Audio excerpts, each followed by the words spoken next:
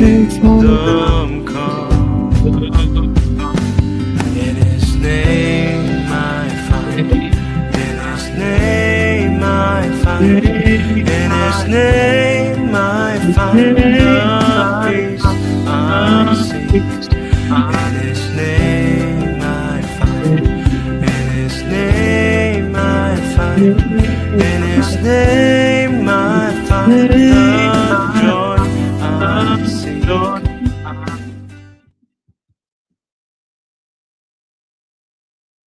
Shalom, shalom, shalom. Bapak-bapak, ibu-ibu, dan saudara-saudari yang dikasihi Tuhan Yesus. Kami mengucapkan selamat malam untuk saudara-saudari kita yang bergabung dari Indonesia. Dan selamat pagi bagi saudara-saudari yang berada di New York dan Kanada, Amerika bagian timur. Dan selamat sore kepada saudara-saudari kita yang berada di Eropa.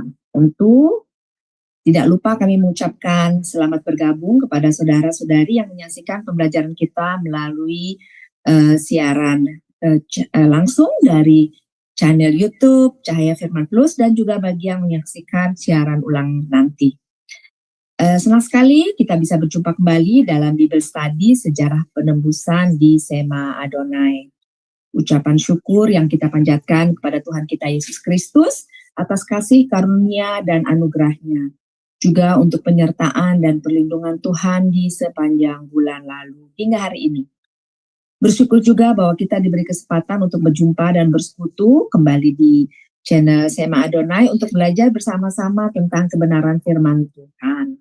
Dan tema pembelajaran firman hari ini adalah pembelajaran sejarah penebusan yang diambil dari buku sejarah penebusan buku seri kelima. Kali ini kita akan mempelajari bagian keempat dari buku seri kelima ini yang berjudul 14 generasi di dalam periode ketiga silsilah Yesus Kristus. Dari silsilah pertama Yehonya hingga silsilah 6 yaitu Azor yang ditulis oleh Pendeta Abraham Pak, Dr. Ministry, yaitu satu penyusunan penyampaian yang sistematis yang sungguh pertama di sepanjang sejarah dunia. Dan untuk tema hari ini, seperti pembelajaran sebelumnya, akan disampaikan oleh Ibu Alida Nur, MDiv, Dr. Ministry. Dan sebelum kita menerima pembelajaran hari ini, kita akan memohon pimpinan Tuhan dan penyertaan Tuhan dari awal, pertengahan, hingga akhir ibadah kita atau pembelajaran kita. Kiranya Tuhan mengaruniakan kita hikmat kerendahan hati, serta membukakan mata hati, telinga, dan pikiran rohani kita. Untuk itu kita akan mengangkat doa pembukaan yang dipimpin oleh Ibu Aling. Silakan Ibu Aling.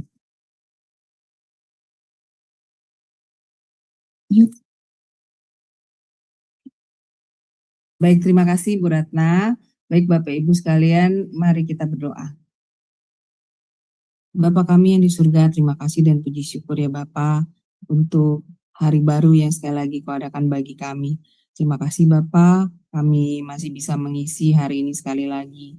Dan kami juga mengucap syukur dan terima kasih untuk penyertaan-Mu ya Bapa, untuk perlindungan-Mu, untuk pemeliharaan-Mu bagi kami semua sepanjang hari ini. Dan pada malam ini ya Bapak, kami kembali mau belajar tentang kebenaran firman-Mu di kelas Sema Adonai.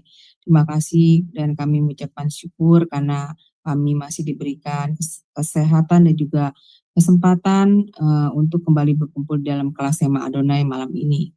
Dan Bapak biarlah kiranya juga selalu ada penyertaan-Mu dan pimpinan-Mu dalam kelas pembelajaran kami ini. Dan berkatilah ya Bapak, Ibu Ratna yang menjadi moderator malam ini. Mampukan Ibu Ratna untuk bisa memimpin pembelajaran kelas ini dengan baik dari awal hingga akhir. Dan juga berkati para operator yang bekerja di belakang layar ya Tuhan. Mampukan juga mereka untuk bisa melakukan tugas dan kewajibannya dengan lancar dan sebaik-baiknya. Dan berkati juga internet serta perangkat yang dipakai untuk pembelajaran kelas ini saat ini, sehingga semua internet dan perangkat kami pun juga tidak mengalami satu kendala pun selama pembelajaran ini berlangsung. Dan berkatilah Ibu Alida Nur yang akan menyampaikan kebenaran firman-Mu malam ini ya Tuhan. Urapi setiap perkataan dari Ibu Alida dan berikanlah hikmat yang hanya daripada-Mu, sehingga Ibu Alida mampu menyampaikan kebenaran firman-Mu sesuai dengan kehendak hati-Mu Tuhan. Dan juga berkati kami semua yang berada di dalam Zoom ini Tuhan, maupun yang mendengarkan di live YouTube ataupun nanti mendengarkan di live tunda. Buka juga hati dan pikiran kami Tuhan, serta terangi dengan Roh Kudus-Mu. Dan berikanlah kami juga hikmat yang hanya daripada-Mu, sehingga kami mampu menangkap pengajaran yang disampaikan oleh Ibu Alida malam ini, juga dengan mendapatkan pemahaman yang baik dan benar sesuai dengan kehendak hati-Mu Tuhan. Dan materaikan firman ini di dalam hati dan pikiran kami Tuhan, jadikan rema, sehingga kami selalu mampu mengingatnya, dan mampukan kami untuk selalu mau merenungkan dan terutama melakukannya di dalam kehidupan kami, serta kami dapat mewartakan atau mengajarkannya kepada sama kami. Terima kasih Tuhan, kami mau menyerahkan selanjutnya kelas pembelajaran ini hanya di dalam pimpinan-Mu, dan kami patahkan segala kuasa kegelapan yang akan menghalangi kelas pembelajaran kami saat ini dalam nama Yesus. Doa ini kami panjatkan dalam satu nama, yaitu Tuhan Yesus Kristus, Juru Selamat kami yang hidup. Haleluya. Amin. Saya kembalikan kepada Ibu Ratna, dipersilakan. Ya baik, terima kasih Bu Aling untuk doa pembukaannya. Baik, sebelum kita memulai pembelajaran hari ini, kita akan terlebih dahulu melihat profil dari pembicara kita, Ibu Alida. Untuk itu kami meminta operator untuk menayangkan profil tersebut. Silakan Ibu Aling. Salam semua, pada kesempatan kali ini, kita ingin memperkenalkan seorang hamba Tuhan yang luar biasa, yakni Ibu Alida Nur, MDiv Dimin. Beliau lahir di Semarang pada tanggal 23 Juni tahun 1970. Ibu Alida telah menikah dan dikaruniai 3 orang anak serta 1 orang cucu. Pendidikan pada tahun 1992 Bachelor of Science BSc dari San Francisco State, USA. Pada tahun 1997 Master of Divinity MDiv dari The Presbyterian Assembly Theological Seminary, Orlando, Florida, USA. Pada tahun 2011 Diploma of Teaching Montessori Education dari Jakarta, Indonesia. Pada tahun 2014 Doctor of Ministry DMin dari Breed Theological Seminary dan Graduate School, Orlando, Florida, USA. Pelayanan, melayani KTB ibu-ibu di Jerman sejak Februari tahun 2022 sebagai pengajar melalui Zoom meeting. Sebagai penatua di GPPSI Jakarta. Sebagai kepala sekolah minggu di GPPSI Jakarta. Beliau juga mentraining para guru-guru sekolah minggu dari berbagai denominasi gereja di beberapa kota di Indonesia.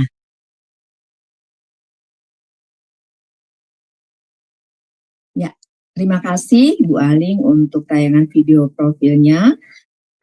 Baik, sebelum kita memulai pembelajaran hari ini, kita akan menyapa terlebih dahulu pembicara kita, Ibu Alida. Selamat malam Ibu Alida. Selamat malam, selamat sore semua yang di Eropa. Dan kasih. Selamat pagi untuk Ibu Heni ya. Ya, apa kabar Bu Alida? Kiranya Ibu Alida senantiasa selalu dalam penyertaan Tuhan dan tetap semangat dalam mengajar. Amin. Amin. Ya, baik saudara-saudari yang dikasihi Tuhan, kita akan memulai pembelajaran hari ini yang membantu Ibu Alida dalam bacaan firman Tuhan. Hari ini adalah Ibu Kuana. Untuk Ibu Alida, waktu dan tempat kami persilahkan. Silahkan, Ibu. Baik, saya share screen dahulu.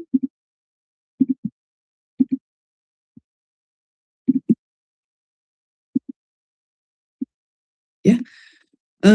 Jadi hari ini kita melanjutkan pelajaran kita untuk membahas buku kelima, dan kali ini adalah yang pertama ya, bagian pertama dalam pembahasan 14 generasi di dalam periode ketiga silsilah Yesus Kristus.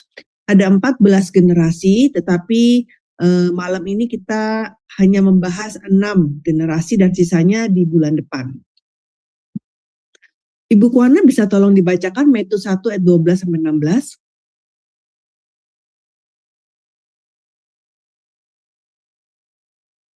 Ibu Kuana masih di mute? Lupa. Oke. Matius 1 ayat 12-16. Sesudah pembuangan ke Babel, Yekonya memperanakan Sealtiel. Sealtiel memperanakan Zerubabel. Zerubabel memperanakan Abihud. Abihud memperanakan Eliakim. Eliakim memperanakan Azor. Azor memperanakan Zadok. Zadok memperanakan Achim. Achim memperanakan Eliud. Eliud memperanakan Eleazar. Eleazar memperanakan Matan.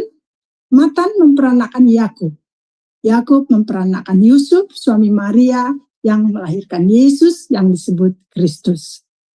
Ya, jadi fase ketiga ini ya 14 yang ketiga itu dimulai dari ayat 12 sampai ayat 16 yaitu sesudah pembuangan ke Babel.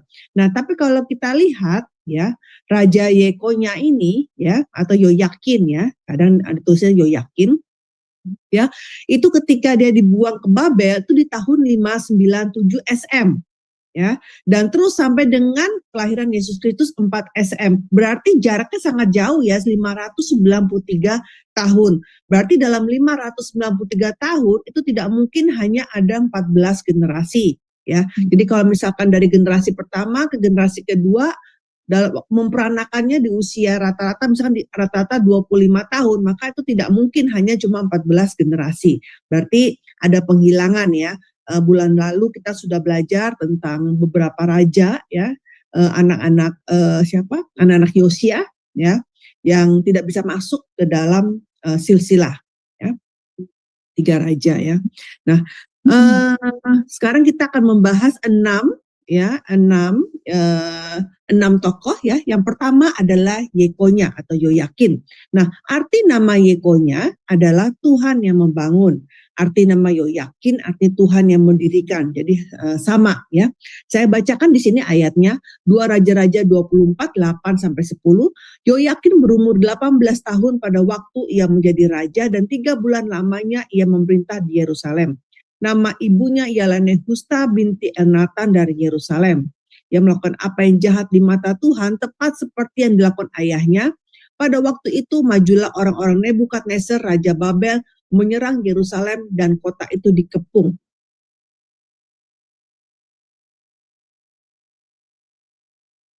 Dia adalah raja yang terakhir ya. Jadi Yekonya ini adalah anaknya Yoyakim ya. Anaknya Yoyakim ya, dan hanya memerintah sangat pendek ya, 3 bulan sama 10 hari. Nah, sebagai informasi, Yoyakim, Sedekia ini mereka dua-duanya adalah anak Yosia ya, kita sudah bahas ya bulan lalu. Nah, Yoyakin yang hanya memerintahnya sangat pendek di Alkitab sering juga disebut Yekonya ya, atau juga Konya. Ya, nah tetapi dia melakukan apa yang jahat di mata Tuhan. Nah yang menarik, nama ibu kandungnya adalah Nehusta. Nah yang mana artinya ini kurang baik ya, berasal dari kata Nehoset yang artinya tembaga, belenggu, kenajisan, nafsu birahi atau pelacuran. Ya, nah karena dia berbuat jahat di mata Tuhan seperti ayahnya, ya maka Allah membuat Nebukadnezar, Raja Babel itu menyerang Yehuda untuk kedua kalinya. Jadi kita lihat di sini, ini penyerangan pertama di Babel di zaman Yoyakim, terus di zaman Yekonya yang kedua, dan di zaman yang Sedekia itu ketiga. Jadi 3 kali ya Babel menyerang Yehuda. Jadi ini yang kedua kali di zaman Yoyakin. Nah, ketika diserang, ya Yoyakin dibawa ke Babel ya, karena usianya masih muda 18 tahun, dia belum punya anak pada waktu itu tapi sudah punya istri ya. Jadi kita lihat ketika Yoyakin dibawa ke Yehuda ya, Yoyakin itu yang dibawa Yoyakinnya, ibunya, istri-istrinya, pegawai-pegawainya, para pembesarnya, pegawai-pegawai semua dibawa kepada Babel. Panjang ayatnya lumayan Bu. Silakan dibaca. 2 Raja-Raja pasal 24 ayat 12 sampai 16. Lalu keluarlah Yoyakim, Raja Yehuda, mendapatkan Raja Babel. Ia sendiri ibunya, pegawai-pegawainya, para pembesarnya, dan pegawai-pegawai istananya. Raja Babel menangkap dia pada tahun yang ke-8 dari pemerintahannya. Ia mengeluarkan dari sana segala barang perbendaharaan rumah Tuhan dan barang-barang perbendaharaan istana raja. Juga dikeratnya emas dari segala perkakas emas yang dibuat oleh Salomo, Raja Israel, di bait Tuhan seperti yang telah difirmankan Tuhan. Ia mengangkut seluruh penduduk Yerusalem ke dalam pembuangan, semua panglima dan semua pahlawan yang gagah perkasa, 10.000 orang tawanan, juga semua tukang dan pandai besi. Tidak ada yang ditinggalkan kecuali orang-orang lemah dari rakyat negeri. Ia mengangkut Yoyakim ke dalam pembuangan ke Babel, juga ibunda raja, istri-istri raja, pegawai-pegawai istananya, dan orang-orang berkuasa di negeri itu dibawanya sebagai orang buangan dari Yerusalem ke Babel. Semua orang yang gagah perkasa, 7.000 orang banyaknya, para tukang dan para pandai besi, 1.000 orang banyaknya, sekalian pahlawan yang sanggup berperang dibawa oleh Raja Babel sebagai orang buangan ke Babel. Iya, kalau kita bandingkan dengan pembuangan yang pertama di Babel, ya, itu tukang pandai besi itu tidak dibawa, ya, tetapi di yang kedua ini dibawa, ya. Kenapa ya? Kita lihat ya, karena dengan adanya tukang pandai besi, maka mereka bisa memproduksi senjata-senjata, ya kan? Jadi dengan semua tukang-tukangnya itu diangkut, maka negara Yehuda tidak bisa lagi membuat senjata-senjata. Ya, jadi itu untuk membuat mereka tidak bisa memberontak. Ya. Nah, tapi kemudian setelah di Babel, ya, ternyata Yoyakin dilepas dari penjara setelah 37 tahun kemudian. Nah, pada waktu itu Nebukadnezarnya sudah mati dan diganti oleh anaknya yang bernama Ewil Merodak. Nah, ketika Ewil Merodak ini menjadi raja, dia melepaskan Yoyakin. Ya, nah bahkan Yoyakin ini diberi seperti kedudukan yang lebih tinggi. Jadi walaupun dia adalah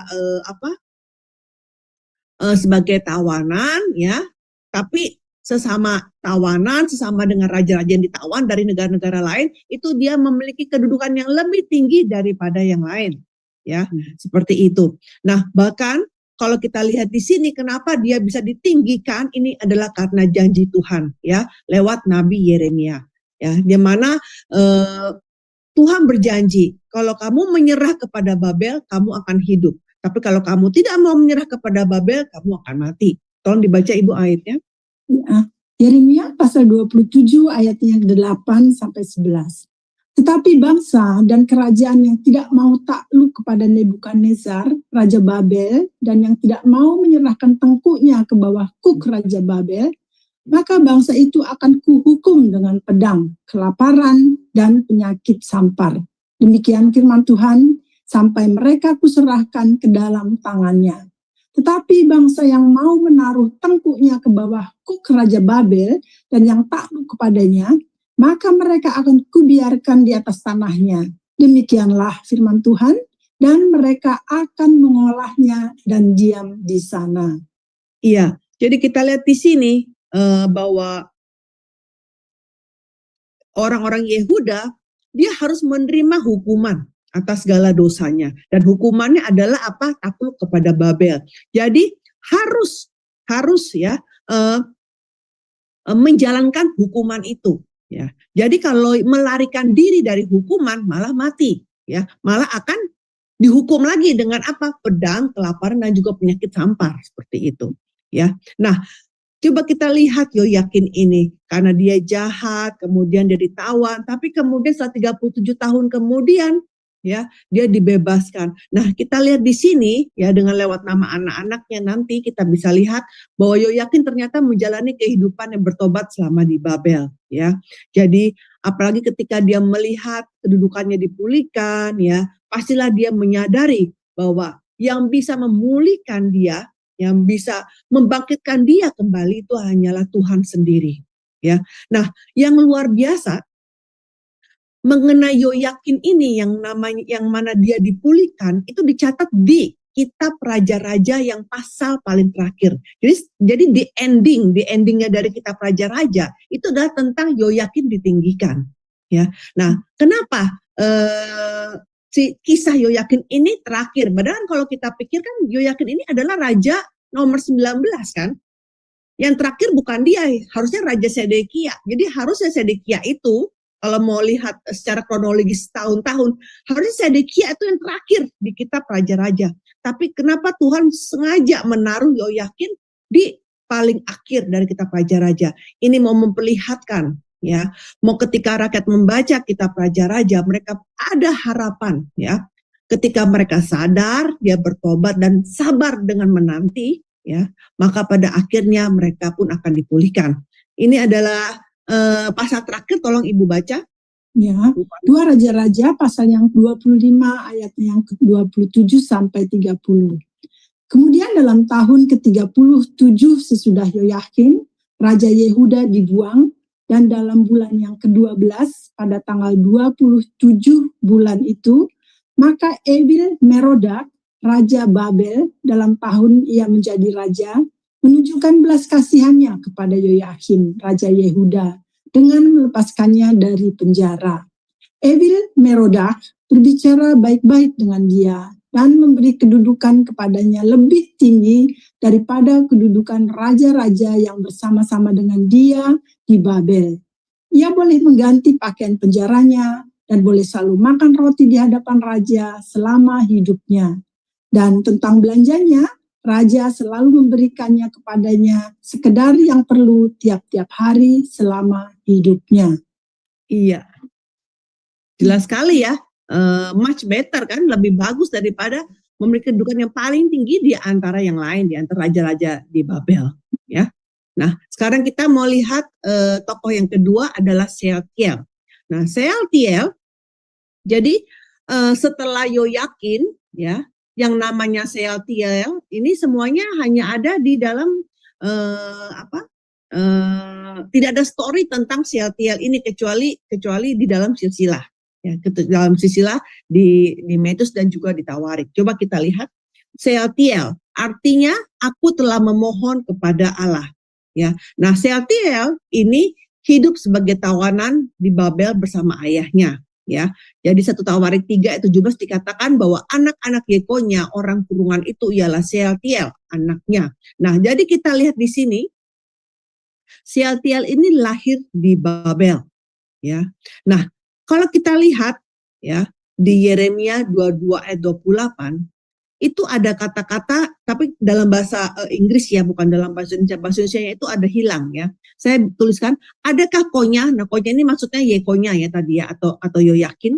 Itu suatu benda yang hina, yang akan dipecahkan orang, atau suatu periuk yang tidak disukai orang. Mengapakah ia, nah kalau dalam bahasa Inggrisnya ia dan keturunan-keturunannya, dicampakkan dan dilemparkan ke negeri yang tidak dikenalnya. Nah di sini kita lihat, dalam konteks ini bukan tentang anak jasmani Yoyakin. Jadi maksudnya begini, ketika Yoyakin itu ditangkap, ditawan, Yoyakin belum punya anak. Jadi ketika dibilang mengapa ia dan keturunannya, di sini maksudnya keturunan-keturunan kaum keluarga raja, maksudnya gitu ya. Nah jadi kita lihat Sealtiel ini lahir di negara asing, tidak punya negeri sendiri. Nah kalau kita lihat seandainya Sealtiel ini hidup ya sesuai dengan arti namanya, yaitu aku telah memohon kepada Tuhan, maka dia pasti sungguh-sungguh berdoa sambil menantikan pertolongan Allah di dalam situasi yang mana dia tidak dapat bisa bersandar kepada siapapun. Ya. Nah sekarang di 1 Tawarik 3 ayat 17 sampai 18, tolong Ibu baca. 1 Tawarik 3 ayat 17 sampai 18, anak-anak Yehonya, orang kurungan itu, ialah Sealtiel anaknya. Lalu Malhiram, Pedaya, Shenazar, Yekamya, Hosama, dan Nedapia. Ya, kita lihat di sini, ternyata di Babel, Yekonya sampai memiliki 7 anak laki-laki, ya, yang mana anak laki-lakinya itu semuanya punya nama yang berhubungan dengan Tuhan, yang mengandung doa dan pujian kepada Allah, ya. Sealtiel, aku telah memohon kepada Allah. Malhiram, rajaku agung. Pedaya, Tuhanlah yang menebus. Shenazar, oh Allah, tolonglah jaga, ya.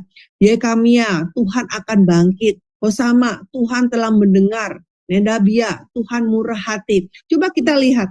Dari nama-namanya ini memperlihatkan Yoyakin ini jelas menjalani kehidupan yang bertobat di Babel. Ya. Karena kalau dia tidak menjalani kehidupan bertobat, kehidupan yang bertobat, dia tidak bisa memberikan nama-nama yang memuliakan nama Tuhan selama di Babel. Ya, nah karena perbuatannya dia, karena dia menjalani kehidupan yang bertobat, maka kedudukannya pun bisa dipulihkan setelah 37 tahun ditawan. Nah, tetapi di Yeremia 22 ayat 29 ayat 30 itu ada nubuat tentang Yekonya. Tolong dibaca. Yeremia pasal 22 ayat 29 sampai 30. Hai negeri, negeri, negeri, dengarlah firman Tuhan. Beginilah firman Tuhan. Catatlah orang ini sebagai orang yang tak punya anak, sebab laki-laki yang tidak pernah berhasil dalam hidupnya. Sebab seorang pun dari keturunannya tidak akan berhasil duduk di atas tahta Daud dan memerintah kembali di Yehuda. Iya. Jadi pada waktu itu Yeremia menubuatkan bahwa Yekonya tidak punya anak, tetapi kenyataannya dia punya 7 anak laki-laki. Nah, kalau begini, kenapa? Apakah ini bertentangan? Ya, nah kita mau lihat ya. Ini bukannya bertentangan, tetapi kata ungkapan tak punya anak itu dalam bahasa Ibrani adalah ariri, yang kadang bisa berarti juga telanjang ya. Dan kata telanjang ini seringkali menunjukkan kepada kehilangan kehormatan. Ya, jadi ini mau menunjukkan bahwa di dalam nubuat Nabi Yeremia, ya maksudnya apa? Bahwa bagi keturunan-keturunan Yekonya tidak ada yang bisa melanjutkan takhta raja. Ya, seperti itu. Jadi seperti ditelanjang, tidak punya takhta, seperti itu. Jadi Yekonya menjadi raja yang tidak dapat mewariskan takhtanya kepada siapapun. Ya. Nah, kemudian bagian yang kedua adalah dikatakan bahwa Sealtiel memperanakan Zerubabel, ya, memperanakan Zerubabel. Tetapi, ya, kalau kita lihat aslinya Zerubabel bukan anak Sealtiel. Zerubabel ini adalah anaknya Pedaya, ya. Jadi kan Sealtiel ini anak sulung Yekonya. Nah, Pedaya itu adalah anak ketiga Yekonya. Ya, di 1 Tawarik 3 ayat 19 dikatakan anak-anak Pedaya ialah Zerubabel. Ya. Jadi kita jelas sekali bahwa Zerubabel ini bukan anak kandung Sealtiel. Tapi mengapa di dalam Injil Matius ditulis Sealtiel memperanakan Zerubabel? Nah, ini pertanyaannya. Ya. Padahal jelas-jelas Zerubabel ini adalah anaknya Pedaya. Ya. Jadi Sealtiel dan Zerubabel ini hubungannya adalah uncle ya. Ini hubungan keponakan Sealtiel. Nah, kenapa?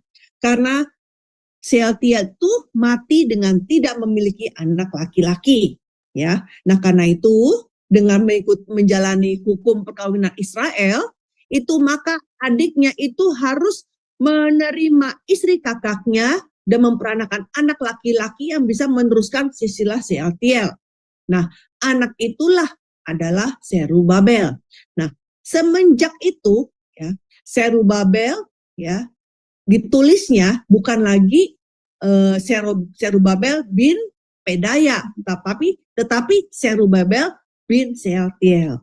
Ya, seperti itu. Ya, jadi di Tawarik ya, tadi saya ulangi lagi, di Tawarik jelas sekali ya bahwa Zerubabel adalah anaknya Pedaya, ya. Tetapi dengan Sealtiel itu mati, ya, dengan tanpa punya anak, dan kemudian lewat hukum perkawinan, maka Pedaya itu mengambil istri kakaknya, sehingga istri kakaknya itu bisa melahirkan Zerubabel. Ya, jadi semenjak itu Zerubabel menjadi Zerubabel bin Sealtiel. Ya, jadi di Ezra, di Nehemia, di Hagai, ya, bahkan di Matius itu catatnya Zerubabel bin Sealtiel. Ya, jadi kita lihat ya, meskipun Sealtiel ya bertumbuh di dalam kesusahan di negeri kafir dan dia mati tanpa mempunyai anak laki-laki, tapi Allah memberikan orang yang hebat yaitu Zerubabel sebagai putranya yang sah. Ya, yang mana setiap kali ayatnya disampaikan selalu dibilangnya Zerubabel bin Sealtiel. Ya. Dan yang ketiga, Zerubabel. Nah, arti namanya lahir di Babel atau keturunan Babel. Nah, Siapa itu Zerubabel? Zerubabel adalah pemimpin dari pemulangan bangsa Yehuda kembali dari Babel. Dia adalah pemimpin yang pertama, ya, dan dia adalah pemimpin yang membangun kembali bait suci. Makanya kalau kita lihat namanya berubah kan? Pertama-tama bait suci Salomo, ya kan? Nah, bait suci Salomonya hancur, kemudian didirikan lagi menjadi apa? Bait suci Zerubabel. Ya, nanti di kemudian hari bukan lagi bait suci Zerubabel, tapi di zamannya Yesus udah siapa namanya? Karena yang membangun Herodes menjadi bait suci Herodes. Ya, jadi ada nama-namanya. Ya. Nah, jadi kita lihat di sini Allah sudah berjanji sebelumnya lewat Nabi Yeremia bahwa setelah 70 tahun masa hukuman, ya, maka umat Israel akan kembali ke Israel. Nah, sesuai dengan janji Tuhan ini, ya, maka kemudian Allah menggerakkan hati Kores, yaitu Raja Persia, dan membuat Kores mengizinkan umat Israel untuk dapat pulang ke Yerusalem dan membangun kembali bait suci. Nah, pada waktu itu, ya, Kores memberikan titah itu adanya di kapan? Di tahun 538 SM. Nah, ketika titah itu dinyatakan, setahun kemudian umat Israel pulang ke Yerusalem. Nah, ini yang kita sering sebut adalah pemulangan gelombang pertama. Ya, jadi ketika ditawan ada 3 gelombang. Ya, penawanan gelombang pertama, penawanan gelombang kedua, penawanan gelombang ketiga. Jadi ada 3 gelombang waktu ditangkap. Nah, begitu juga ketika pulang. Ketika pulang pun ada 3 gelombang, ya, sama 3. Nah, jadi pemulangan gelombang pertama itu adalah di tahun 537 SM dengan pemimpinan Zerubabel. Nah, pada waktu itu yang mengikuti Zerubabel ada berapa orang? Kurang dari 50.000 orang, ya. Hanya ikut 49.897 orang. Itu siapa-siapa aja? Jemaah ada 42.360. Budaknya ada 7.337. Ya, penyanyi laki-laki dan perempuan ada 200 orang. Itu tertulis di Ezra 2 ayat 64 sampai 65. Dan kemudian pemimpinnya ada 11 orang. Nah, di antara 11 orang ini pemimpin yang tertinggi adalah Zerubabel. Ya, tolong dibaca ayatnya, Bu. Ya, Ezra pasalnya yang kedua ayat 1 sampai 2. Inilah orang-orang provinsi Yehuda yang berangkat pulang dari pembuangan, yakni para tawanan yang dahulu diangkut ke Babel oleh Nebukadnezar, Raja Babel, dan yang kembali ke Yerusalem dan ke Yehuda, masing-masing ke kotanya. Mereka datang bersama-sama Zerubabel, Yesua, Nehemia, Seraya, Relaya, Mordekai, Bilsan, Mispar, Bigwai, Rehum, dan Baana. Iya. Nah, coba kita lihat siapa aja orang yang pulang, ya, bersama dengan Zerubabel. Ezra 1 ayat 5 dikatakan setiap orang yang hatinya digerakkan Allah untuk berangkat pulang dan mendirikan rumah Tuhan yang ada di Yerusalem. Jadi jelas sekali orang yang pulang bukannya semua orang Yehuda pulang kayak langsung seperti Exodus begitu ya, dan seperti Exodus dari Mesir, bukan ya, tetapi hanya siapa? Hanya orang yang hatinya digerakkan oleh Allah untuk mendirikan rumah Tuhan. Ya, jadi orang-orang yang pulang ini adalah orang-orang yang punya imannya aktif, ya, yang hatinya digerakkan oleh Tuhan, yang mau membangun bait suci dengan sukarela. Ya, nah tapi faktanya yang agak mengejutkan, ternyata kan sangat sedikit ya, 50.000 orang. Kalau kita bilang suatu negara, ya negara semuanya dipindah ke Babel, hanya 50.000 orang, ini sedikit sekali. Ya. Terus apa yang terjadi? Coba kita pikirkan ya. Tinggal di Babel, ya, cukup lama, ya. Kita bilang memang 70 tahun, tetapi karena ada penundaan pembangunan bait suci 16 tahun, berarti 50-an. Coba kita pikir, apakah di sini ada yang sudah berusia 70 tahun? Coba kalau 70 tahun tinggal di Eropa gitu ya. Tiba-tiba disuruh ada presidennya bilang, ya yang boleh pulang kampung begitu. Ya. Belum tentu mau kan pulang kampung. Kenapa? Karena sudah lama. Itu jangan, ini bukan 7 tahun atau 5 tahun, tapi sudah puluhan tahun ya. Mungkin sudah punya anak ya, sudah anaknya udah punya usaha ya, dan juga anak-anaknya pun bahkan ada yang nggak pernah nginjek kan anaknya lahir di Babel. Seperti apa itu Yerusalem ya? Mau ngapain di Yerusalem? Apa kotanya tandus kah? Apalagi di zaman dahulu. Babel itu kan yang top kan. Habis Babel itu kan Persia kan, di zaman Persia. Itu kan adalah negara yang paling top di zaman itu. Ibaratnya dari Eropa, Amerika tiba-tiba pindah ke negara berkembang begitu. Gimana? Ya kan? Nggak semua orang mau. Maka yang balik cuma kurang dari 50.000 orang. Hanya yang punya hati mau membangun bait suci. Ya, mereka semua ada rasa takut untuk membuang sumber mata pencaharian. Ya, seperti itu. Nah, tapi kita lihat ada juga orang yang selalu berdiri di depan dalam pekerjaan Tuhan, ya. Orang yang rela untuk menyerahkan haknya yang sudah mereka terima selama ini, dan demi apa? Untuk mengikuti firman Tuhan. Contohnya seperti kayak Rasul Paulus, kan seperti itu ya. Yang sebenarnya dia adalah orang yang populer, orang yang hebat, orang yang Farisi dari semua Farisi, tapi demi Yesus dia membuang semuanya ya. Nah, begitu juga kita lihat ya, Zerubabel dan juga 49.000 yang lainnya, itu orang-orang ini mereka adalah orang-orang beriman yang berdiri di depan dalam pekerjaan Tuhan, yang mana punya misi mereka untuk membangun kembali bait suci. Ya. Nah, jadi kita lihat ya, Zerubabel ini adalah pemimpin. Jadi di tahun 538 SM, Raja Kores kasih titah bahwa orang Yehuda boleh pulang ke negerinya dan boleh membangun bait suci. Ya, dan bahkan Raja Kores memberikan perlengkapan-perlengkapan, kasih persembahan-persembahan untuk biaya membangun bait suci. Terus setahun kemudian mereka pulang. Nah, ketika pulang sampai di Yerusalem, setahun kemudian, yaitu di tahun 536 SM, mereka mulai membangun bait suci.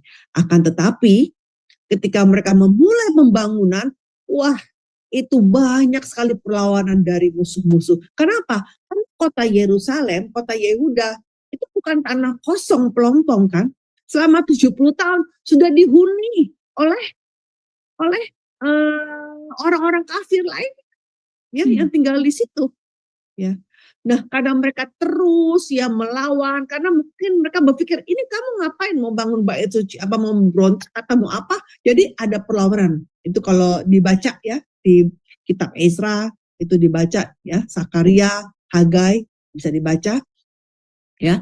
Nah, karena ada perlawanan sehingga akhirnya pembangunannya berhenti, dan berhentinya nggak main-main, cukup lama, selama 16 tahun terbengkalai. Selama 16 tahun mereka mengapain ya? Mereka sibuk dengan usaha masing-masing. Ya sudah, karena bait sucinya terhenti, ya saya bangun rumah buat saya sendiri. Ya, saya buka toko lah atau apa, maksudnya mereka jadi sibuk dengan masing-masing. Ya, seperti itu. Ya. Tapi kemudian Tuhan sudah melihat, nah ini sudah terlalu lama ya mereka menunda. Maka kemudian Tuhan memanggil lagi ya, lewat siapa? Lewat Nabi Hagai, lewat Nabi Sakaria. Jadi Tuhan berfirman kepada mereka supaya mereka bisa menyampaikan kepada rakyat supaya memulai kembali pembangunan bait suci yang terhenti. Ya, itu tertulis di Ezra 5 ayat 2, Hagai 1 ayat 14, Zakaria 4 ayat 6 sampai 10. Nah, jadi pertama-tama apa yang Allah lakukan? Allah ini menegur Nabi Hagai, ya. Jadi dia menegur rakyat lewat Nabi Hagai. Tolong dibaca ayatnya, Bu. Hagai pasal 1 ayat yang ke-4 sampai 10. Apakah sudah tiba waktunya bagi kamu untuk mendiami rumah-rumahmu yang dipapani dengan baik, sedang rumah ini tetap menjadi reruntuhan? Oleh sebab itu, beginilah firman Tuhan semesta alam. Perhatikanlah keadaanmu. Kamu menabur banyak tetapi membawa pulang hasil sedikit. Kamu makan tetapi tidak sampai kenyang. Kamu minum tetapi tidak sampai puas. Kamu berpakaian tetapi badanmu tidak sampai panas. Dan orang yang bekerja untuk upah, ia bekerja untuk upah yang ditaruh dalam pundi-pundi yang berlobang. Beginilah firman Tuhan semesta alam. Perhatikanlah keadaanmu. Jadi naiklah ke gunung, bawalah kayu, dan bangunlah rumah itu. Maka aku akan berkenan kepadanya dan akan menyatakan kemuliaanku di situ, firman Tuhan. Kamu mengharapkan banyak, tetapi hasilnya sedikit.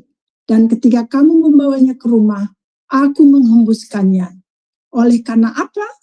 Demikianlah firman Tuhan semesta alam. Oleh karena rumahku yang tetap menjadi reruntuhan, sedang kamu masing-masing sibuk dengan urusan rumahnya sendiri. Itulah sebabnya langit menahan embunnya dan bumi menahan hasilnya. Iya, jadi jelas sekali di sini ya, bahwa Tuhan tidak memberkati pekerjaan mereka, sehingga seperti pundi-pundi yang berlobang. Ya, hari ini juga sama ya. Kan Yesus bilang kan, carilah dahulu kerajaan Allah. Ya, kenapa? Karena ketika kita mencari kerajaan Allah terlebih dahulu, kita mencari firman Tuhan terlebih dahulu, maka semuanya akan diberkati. Pekerjaan di dunia ini akan diberkati.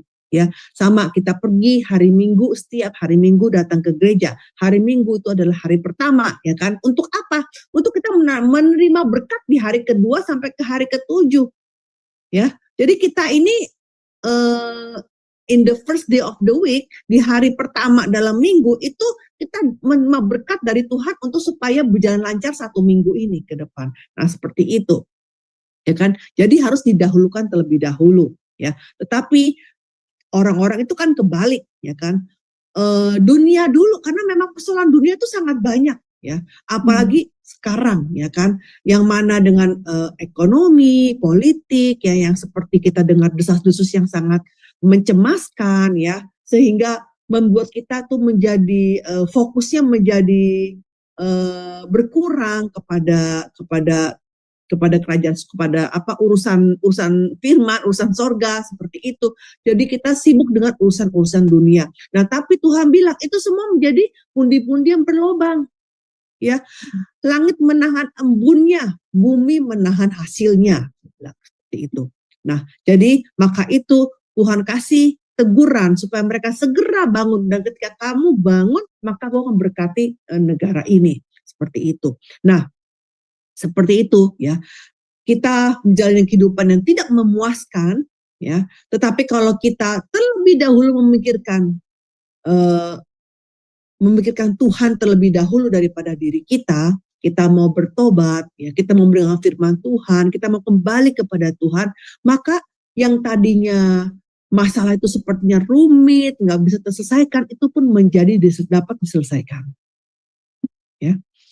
Kemudian yang kedua, ketika bangsa ini ditegur, ya, hati mereka menjadi semangat, hati mereka menjadi terbakar sehingga mereka mau mulai membangun kembali. Ya, tolong dibaca. Hagai pasal 1 ayat 14. Tuhan menggerakkan semangat Zerubabel bin Shealtiel, Bupati Yehuda, dan semangat Yosua bin Yozadak, imam besar, dan semangat selebihnya dari bangsa itu. Maka datanglah mereka, lalu melakukan pekerjaan pembangunan rumah Tuhan semesta alam, Allah mereka. Ya. Hati mereka menjadi panas kan, dikasih firman menjadi hidup kembali, panas, berkobar-kobar. Nah, kata semangat ini itu dalam bahasa Ibrani adalah ruah, yang artinya roh atau menggerakkan. Jadi ini kita lihat ya, yang artinya roh ini artinya bangun, bangkit, terbangun, membuat menjadi semangat. Jadi kita lihat pembangunan bait suci ini bukan karena kemampuan manusia, tapi ujung-ujungnya siapa? Tuhan. Ya. Tuhan yang membangunkan roh Zerubabel, Tuhan yang menggerakkan hati semua Zerubabel, imam besar, dan juga roh bangsa, roh rakyat itu, ya, membuat mereka menjadi semangat dalam mengerjakan pekerjaan bait suci. Begitu juga hari ini, ketika kita sudah tidak semangat untuk pekerjaan Tuhan, kita sudah hampir-hampir putus asa, ya, tapi ketika kita membaca firman, kita berdoa, Tuhan memberikan kita semangat lagi ya, kita dipenuhi lagi dengan roh ya, supaya kita mau bangkit lagi seperti itu ya. Jadi kita lihat bahwa Tuhanlah yang secara aktif ya membuat Serubabel ya dan juga imam besar Yosua dan juga rakyat itu memulai kembali pembangunan bait suci ya. Nah, kita lihat ya dari teguran tersebut sampai mereka mulai itu cepat sekali ya, nggak sampai 1 bulan mereka langsung memulai kembali, dan ternyata ya pada akhirnya itu juga diselesaikan. Jadi kita lihat setelah 16 tahun terhenti, akhirnya mereka bisa menyelesaikannya, dan mereka selesai di tanggal berapa? Di tanggal 3 bulan 12 di tahun ke-6 zaman Raja Darius ya. Jadi setelah mereka selesai, kemudian rumah Tuhan ini, bait suci Serubabel ini kemudian ditahbiskan ya, kemudian ditaruhlah imam-imam, orang Lewi untuk pekerjaan di rumah, di bait suci ya. Tolong dibaca ayatnya. Hagai pasal 2 ayat 24, pada waktu itu demikianlah firman Tuhan semesta alam, aku akan mengambil engkau, hai Zerubabel bin Sealtiel, hambaku, demikianlah firman Tuhan, dan akan menjadikan engkau seperti cincin meterai, sebab engkaulah yang kupilih, demikianlah firman Tuhan semesta alam. Iya, nah zaman dulu ya, cincin meterai itu kan selalu dipakai oleh pemiliknya ya, sebagai benda pengganti. Kalau kita zaman sekarang mungkin tanda tangan ya kan, tapi mereka dulu memakai cincin meterai, memakai cap ya, capnya itu sebagai bentuk kayak cincin. Nah, jadi yang mana cincin meterai ini selalu dibawa kemana-mana. Nah, seperti itu kita bisa membayangkan ketika Allah bilang bahwa Serubabel itu seperti cincin materai, maka kita bisa bilang Serubabel dibawa terus kan oleh Tuhan. Berarti artinya kita Serubabel dan akan terus menjaga Serubabel sampai akhir ya. Jadi menganggap Serubabel itu adalah sesuatu yang sangat berharga seperti cincin materai ya. Nah, begitu juga luar biasa. Ya, ketika kita mulai mau kembali kepada Tuhan, kita mau bertobat kepada Tuhan, kita mau melakukan lagi pekerjaan Tuhan, maka Tuhan pun akan membuat kita menjadi seperti cincin materainya yang akan memelihara dan menjaga kita sampai akhir. Amin. Amin. Ya. Nah, jadi kita lihat bahwa pembangunan bait suci ini digenapi bukan dengan kekuatan manusia, tetapi karena pekerjaan Roh Kudus. Ya. Jadi saya bacakan saja. Jadi selesailah rumah itu ya, Esra 6 ayat 15, selesailah rumah itu pada hari ketiga bulan Adar. Bulan Adar itu adalah bulan ke-12 pada tahun yang ke-6 zaman pemerintahan Raja Darius ya. Nah, begitu juga ya, lewat pekerjaan Roh Kudus ya, Allah menjadikan orang sebagai hambanya, sebagai cincin materainya. Untuk apa? Untuk pekerjaan Tuhan ya, dan dapat dipakai sebagai aktor utama sejarah penebusan untuk menyelesaikan kerajaan Allah. Tolong dibaca ayatnya, Bu. 2 Korintus pasalnya yang 1 sampai 21 sampai 22. Sebab Dia yang telah meneguhkan kami bersama-sama dengan kamu di dalam Kristus adalah Allah yang telah mengurapi, memeteraikan tanda miliknya atas kita, dan yang memberikan Roh Kudus di dalam hati kita sebagai jaminan dari semua yang telah disediakan untuk kita. Amin. Nah, Abihud arti namanya Bapa kemuliaan atau Bapa keagungan atau kemegahan ya, majesty ya. Nah, kita lihat ya, di dalam silsilah di perjanjian lama di Tawarik itu masalahnya tidak ada nama Abihud dari keturunan Serubabel. Dibaca, Bu, ayatnya. 1 Tawarik pasal ketiga ayat 19 sampai 20. Dan anak-anak Zerubabel ialah Mesulam dan Hananya. Selomit ialah saudara perempuan mereka. Lalu Hasuba, Ohel, Berekhya, Hasaya, dan Yusab Hesed, 5 orang. Nah, kan tadi kan abis Serubabel memperanakan Abihud ya, di Matius dibilangnya seperti itu. Tapi masalahnya Serubabel ini punya 8 anak ya, 7 laki-laki dan 1 perempuan, tetapi semuanya tidak ada nama Abihud. Ya, tidak ada nama Abihud. Ya, kenapa ini? Kita lihat ya. Coba, nih arti nama anak-anaknya ya.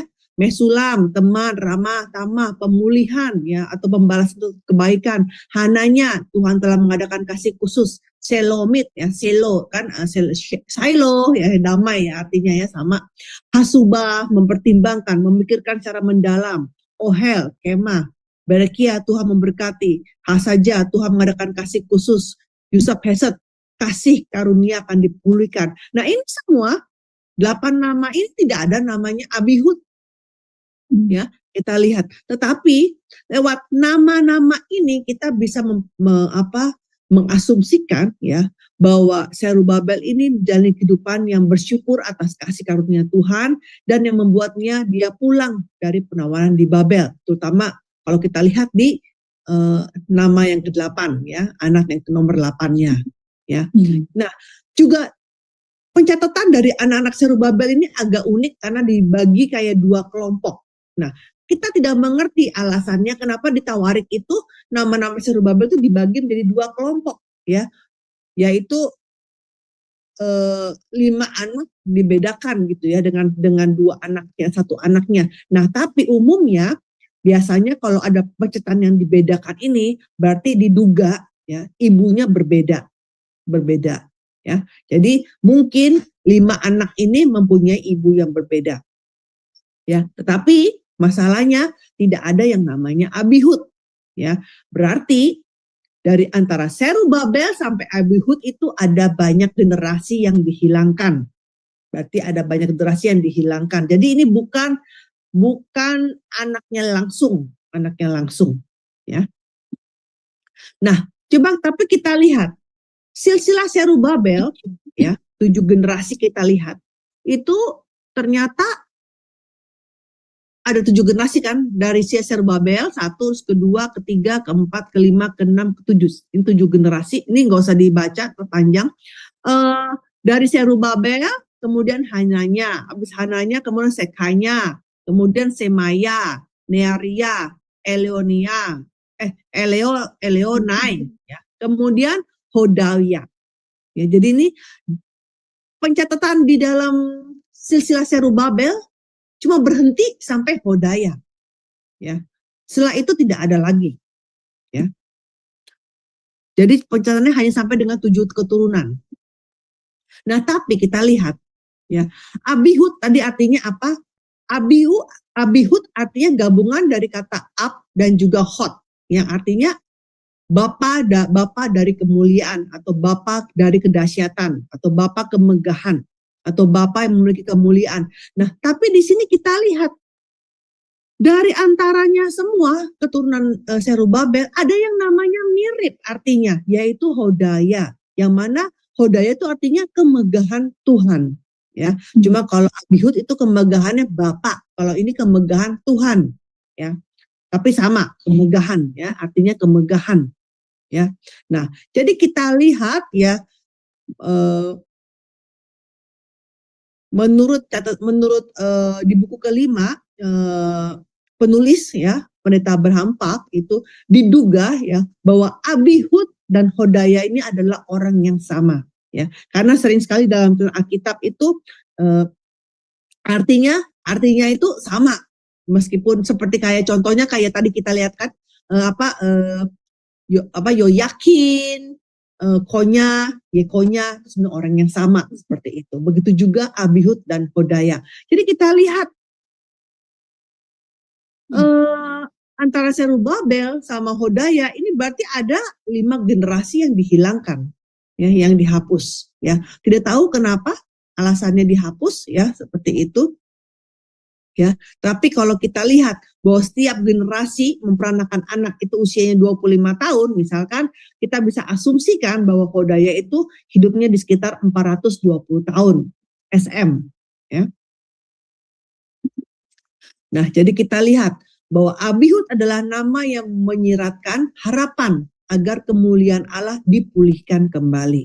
Nah, seperti demikian ya, jika kita menjalani kehidupan yang seperti Abihud atau Hodaya, yaitu segala kemuliaan, kehormatan, kebesaran itu adalah semua miliknya Allah. Nah, kita adalah sosok-sosok yang dipanggil hanya untuk mengembalikan semuanya, mengembalikan segala kemuliaan hanya kepada Allah. 1 Korintus 10 ayat 31, Wahyu 5 ayat 12 sampai dengan 13. Kemudian tokoh yang kelima adalah Eliakim. Ya, kalau El itu artinya Allah pasti ya. Arti namanya Allah yang membangun atau yang membangkitkan. Nah, kita lihat mungkin ayah Eliakim menamai anaknya dengan arti Allah yang membangun. Karena kenapa? Karena dia percaya bahwa Allah yang akan mendirikan kembali hal yang runtuh, akan membangunkan kembali hal yang jatuh. Ya, dan akan membangkitkan masa depan bangsa Israel. Ya. Nah, kita lihat, ya, kita tidak tahu karena memang tidak ada catatan tentang Eliakim ini, ya. Tetapi kita lihat, apakah ada nama Eliakim di Perjanjian Lama? Ya, ada 3 orang yang namanya Eliakim. Ya, kita lihat siapa aja itu, yaitu Eliakim, itu putra Hilkia, ya.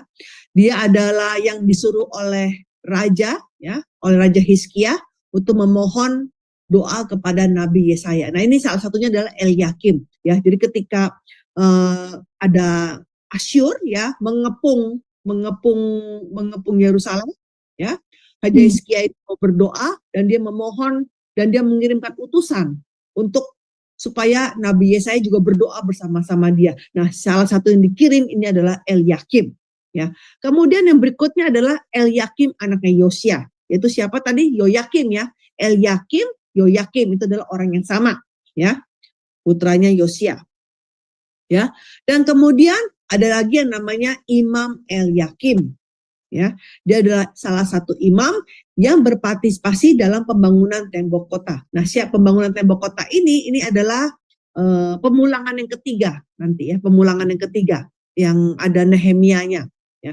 Dan jadi ketika sudah membangun bait suci, tapi tembok kota Yerusalem masih rusak, tidak ada pintu-pintunya. Maka kemudian Nehemia pulang, ya. Ketika pulang, setelah tembok kotanya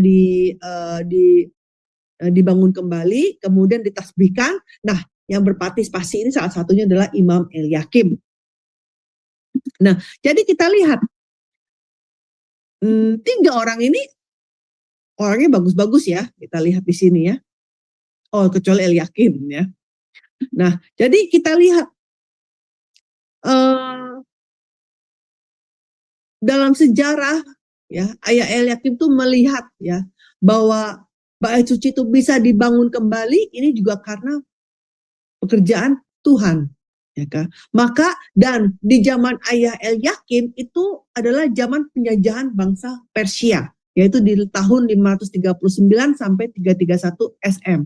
Jadi kita lihat bahwa Allah Eliakim ini mengakui bahwa sosok yang dapat membangkitkan Israel, karena Israel saat itu masih dalam dijajah, ya, hanyalah Allah yang Maha Kuasa. Ya, jadi kita lihat, ya, sejak dari Babel ini sebenarnya negara Israel itu sudah runtuh, ya, sudah nggak ada lagi, ya. Mereka bisa pulang tetapi masih dalam dijajah sampai di zaman Yesus juga terus kan masih dijajah, ya, dijajah oleh Roma, ya kan, terus-terusan, ya kan, sampai dihancurkan oleh Roma sampai tidak ada lagi. Jadi baru ada lagi kapan? Setelah Perang Dunia Kedua, ya kan, seperti itu. Jadi bayangkan hilang selama 1500, ya, kurang lebih hilangnya, tapi sekarang ada lagi seperti itu. Ini karena kenapa? Itu karena juga pekerjaan Tuhan, ya, bisa muncul lagi. Kemudian nama yang berikutnya adalah Azor, ya, tokoh Azor, artinya yang memberi pertolongan atau orang yang membantu. Nah, Azor dalam bahasa Ibrani ditulisnya Asur, ya. Tapi kalau dalam bahasa Yunani atau di Perjanjian Baru ditulisnya Azor. Ya, jadi kalau dalam bahasa Inggris, Alkitab Inggris di Perjanjian Lama tetap ditulisnya Asor, ya. Tapi kalau dalam Alkitab Indonesia ditulisnya Asur. Ya. Nah, tidak ada penjelasan tentang Asor ini, tapi kita mau melihat di Perjanjian Lama ini ada 3 orang yang namanya juga sama. Ya, Asur itu siapa? Ayah dari Nabi palsu Hananya dari Gibeon. Berarti ini kurang bagus, ya. Artinya memberi pertolongan, tetapi dia tidak hidup sesuai arti namanya. Ya, nah siapa itu nabi palsu Hananya? Ini adalah yang melawan Yeremia di zamannya Raja Hizkia.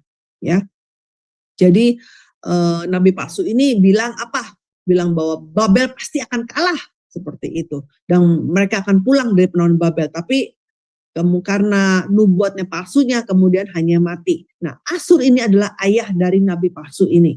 Ya. Kemudian yang kedua, ayah Asyur dari ayahnya Saanya. Nah, siapa itu? Yasanya, mereka adalah orang yang merancang kedurjanaan dan menaburkan nasihat jahat di kota. Nah, ini pun juga nggak bagus ya, nggak bagus. Anaknya tidak bagus.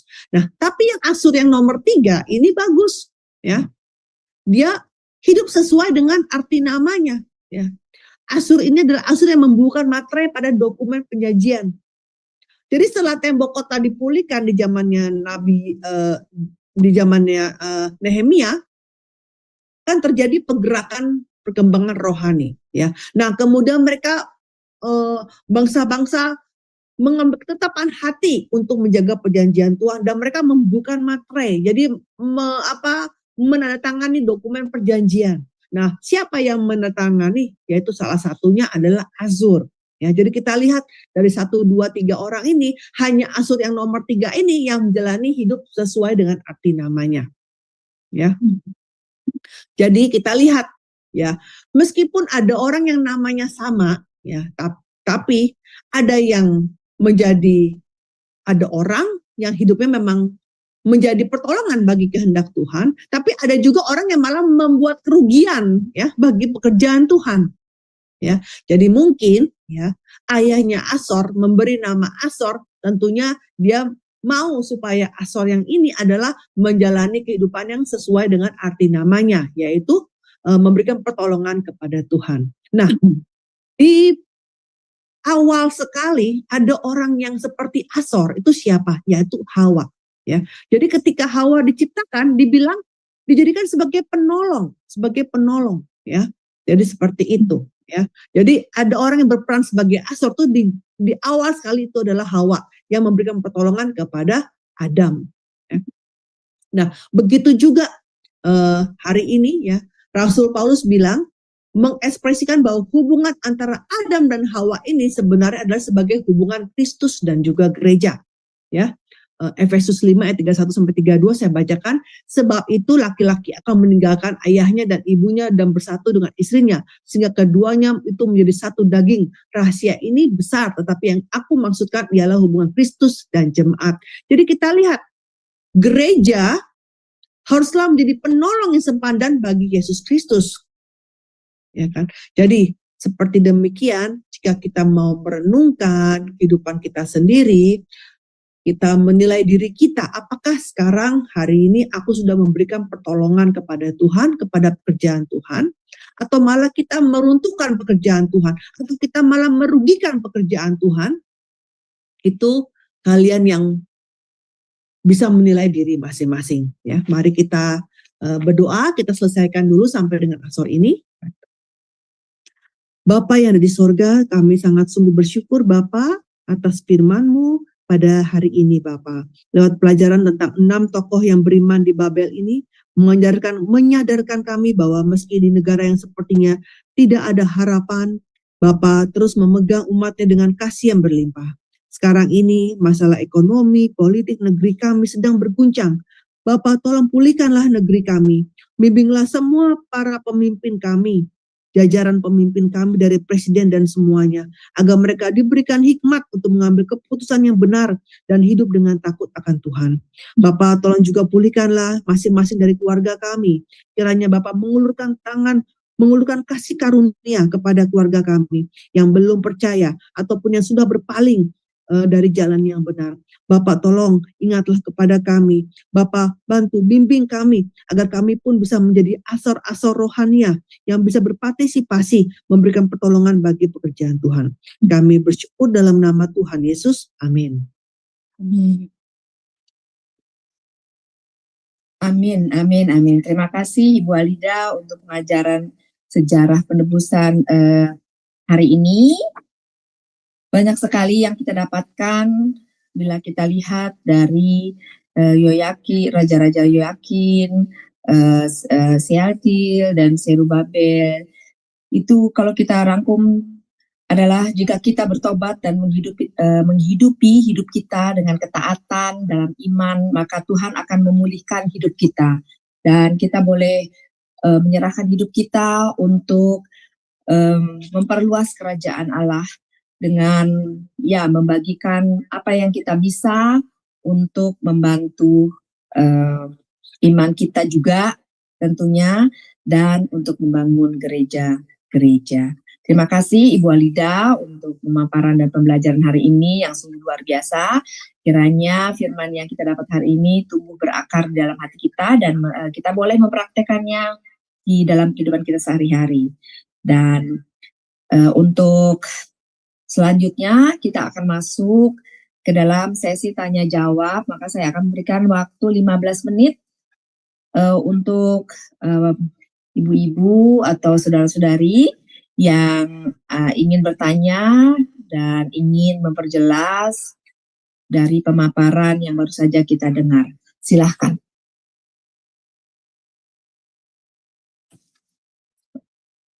Iya, saya dulu ya, Bu. Ya, silakan Bu Ana ya. Silakan Bu Ana. Aku nggak bertanya. Kan silakan Ibu Ali. Iya. Ini yang saya mau nanyakan yang ini loh Bu, yang di slide kedua ya, yang dikatakan bahwa sesuai janji Tuhan bahwa orang yang menyerah kepada Babel akan hidup dan orang yang melawan akan mati dibunuh. Mengapa ya Tuhan mengambil kebijakan seperti itu, Ibu Alida? Maksudnya bangsa Yehuda itu harus jadi orang jajahan gitu. Sebenarnya maksud tujuan dari Tuhan itu apa sih, Ibu Alida, dengan mengatakan bahwa orang yang menyerah pada Babel akan hidup dan yang melawan akan mati? Bukannya itu berarti membiarkan bangsa Yehuda itu menderita gitu loh Bu, gitu. Iya, ke mute Bu. Oh ya, Rana begitu, sorry.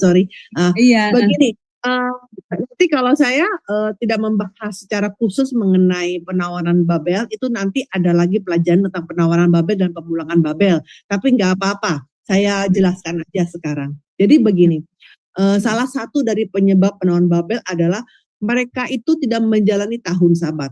Apa itu tahun Sabat? Jadi selain menyembah berhala dan lain-lain, ya maksud saya ya, tapi ada lagi dosa yang mereka lakukan adalah tahun Sabat. Jadi begini, setiap tahun Sabat itu artinya 7, ya kan? Nah, kayak kita misalkan hari Sabat tuh berarti hari Sabat tuh kalau sekarang adalah hari Minggu, ya kan? Hari Minggu kita harus itu adalah harinya Tuhan. Nah, tapi juga ada namanya hari Sabat, yaitu setiap 7 tahun. Nah, menurut peraturan kalau kita bercocok tanam di tahun ke-7, nah siapa yang menentukan tahun ke-7 itu ada tahunnya Bu. Dari zamannya mereka Exodus itu dimulai dihitung dari situ. Nanti kapan kita belajar tentang tahun Yobel ya Bu ya, kita itu ajarannya berbeda ya. Tapi kita bilang aja ada 7 tahun. Nah, setiap 7 tahun itu tanah harus istirahat. Artinya apa? Di tahun ke-7 itu tidak boleh bercocok tanam. Ya, supaya apa? Tujuannya supaya para pelancong atau orang miskin boleh mengambil hasil dari tanah itu, karena dia tanah itu open selama 1 tahun. Boleh siapa aja, boleh binatang yang ambil oleh orang miskin, seperti itu. Jadi tidak ditaburi dan tanah itu menjadi istirahat. Itu namanya tahun ke-7. Jadi tahun ke-7 itu adalah tahun istirahat bagi tanah. Ya, seperti itu. Nah, jadi setiap 7 tahun. Nah, tapi bayangin kalau kita orang yang punya tanah 1 tahun nggak diapa-apain, rasanya gimana ya? Coba seperti itu. Iya, benar. Aduh, aku sudah cantum gandum, jagung, dan lain-lain, dan buah-buahan. Masa 1 tahun didiamin aja begitu. Kalau berarti penghasilanku tidak ada selama 1 tahun. Kalau dia sebagai petani, ya kan? Benar Tuhan bilang sudah berjanji kalau kamu menaati tahun-tahun ke-7 itu, maka di tahun sebelumnya dia akan kasih kamu berkat 2 kali lipat. Ya, seperti kayak di padang gurun kan, di hari 6 memungutnya 2 kali lipat, berkat 2 kali lipat, seperti itu, ya kan. Iya. Tapi mereka tetap menjalankan bercocok tanam itu, nggak peduli dengan tahun Sabat itu. Nah, sampai kapan? Sampai 70 tahun Sabat. Berarti 70 kali 7 tahun. Bayangkan. Tuhan bilang apa? Selama 70 tahun Sabat, 70 kalinya kamu nggak pernah mentaati.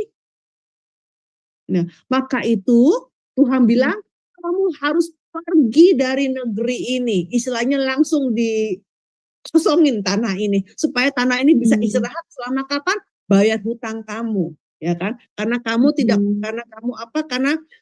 pernah mengosongkan tanah sampai 70 kali. Jadi berarti harus dikosongin selama 70 tahun, Bu.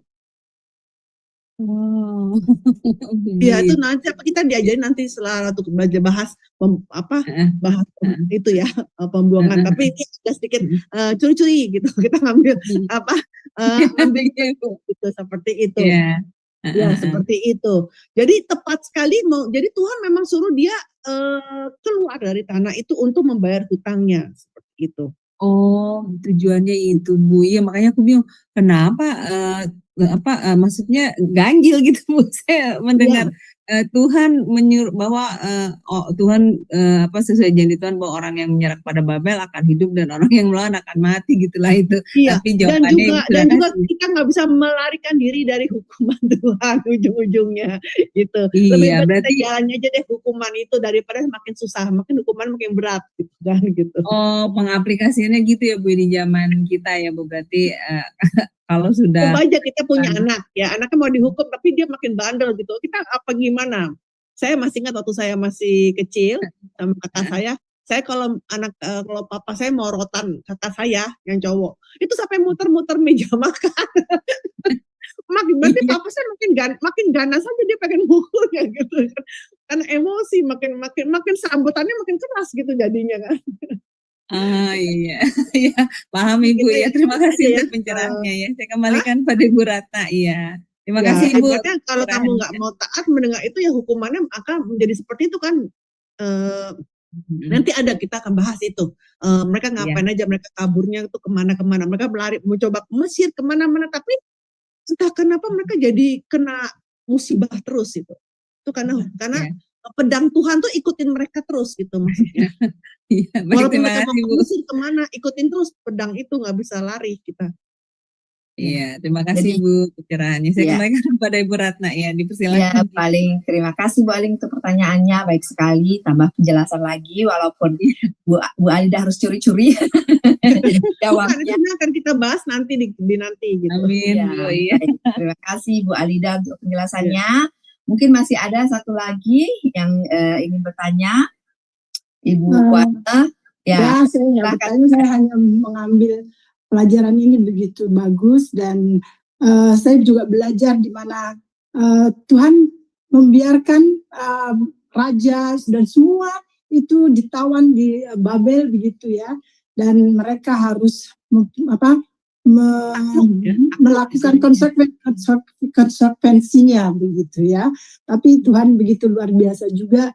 Walaupun demikian Tuhan memakai seperti juga Raja Babel ditegur demikian ya, dan mendapat sampai akhirnya bertobat dan Tuhan kembali memulihkan Zerubabel itu ya, sehingga malah dipakai Tuhan begitu. Dan ya dalam kehidupan kita tentu kita juga, saya pribadi juga mungkin melakukan kesalahan dan yang juga harus menanggung konsekuensinya.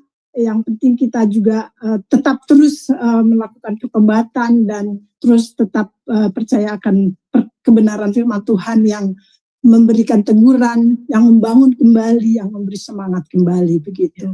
Jadi pelajaran ini sungguh bagus. Ya. Jadi kalau kita lihat di tempat suatu kondisi yang mana sangat susah sebenarnya, dalam kondisi yang sangat mungkin menderita juga, tapi masih ada orang-orang beriman kan di sana seperti itu. Iya.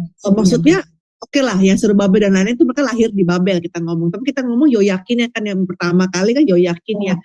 Yoyakinnya inilah yang dia utamanya bisa menjalani pertobatan, dan sebenarnya bukan Yoyakin aja, nanti kita akan belajar Daniel juga ya kan. Daniel juga dibuang kan ke sana ya kan.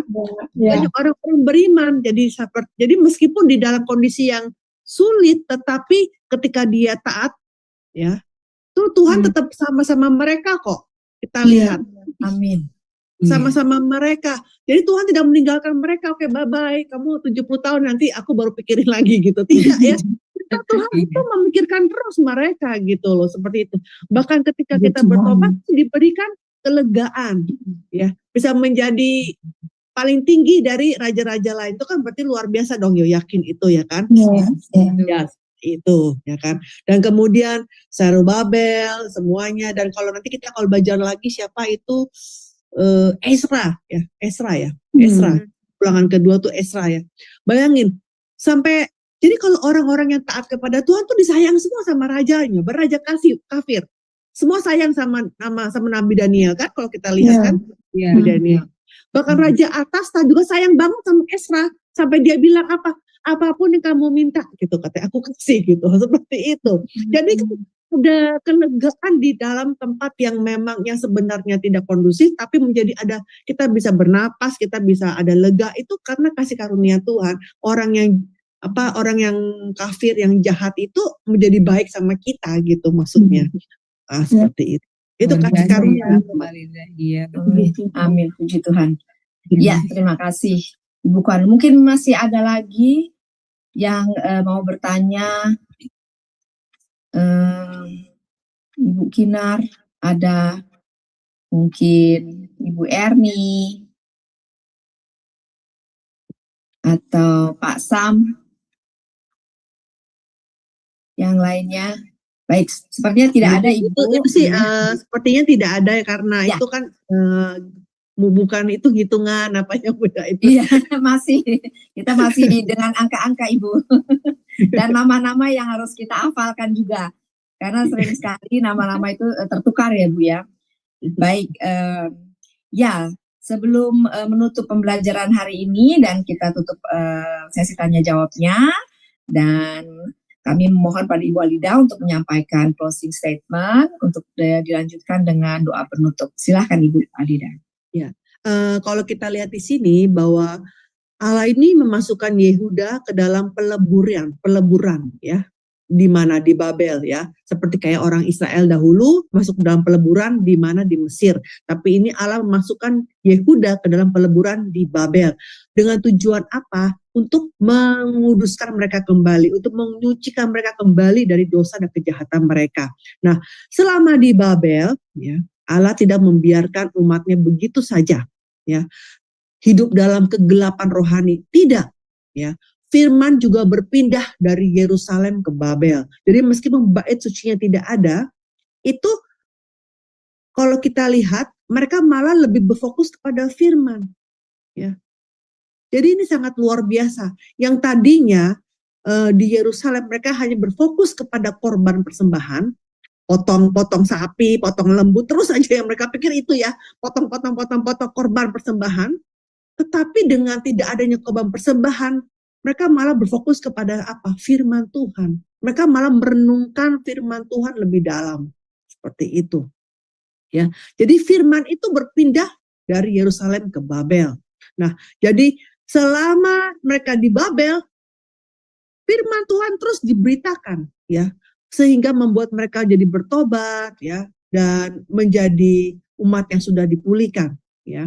Jadi lewat orang-orang inilah, tokoh-tokoh yang tadi kita bahas ya, meskipun belum selesai ya, Allah memulai pekerjaan pemulihannya ya, tampak dari nama-nama mereka, Zerubabel ya, semuanya Abihud ya, Asor ya, semuanya ini adalah orang-orang yang beriman ya. Jadi kita lihat meskipun hidup dalam kondisi yang kurang baik ya, kalau kita terapkan dalam saat ini, meskipun kita saat ini hidup dalam kondisi yang kurang baik ya, mari kita harus tetaplah setia kepada Tuhan. Tetap setia kepada Tuhan sambil berharap bahwa Bapak cepat, Bapak segera pulihkan kami. Bapak segera pulihkan kami. Dan biarlah kita pun ya, bukan hanya sambil menunggu, sambil berharap kepada Bapak, tapi kita pun harus secara aktif ya, menjadi asor-asor rohania ya, yang memberikan pertolongan bagi pekerjaan Tuhan ya.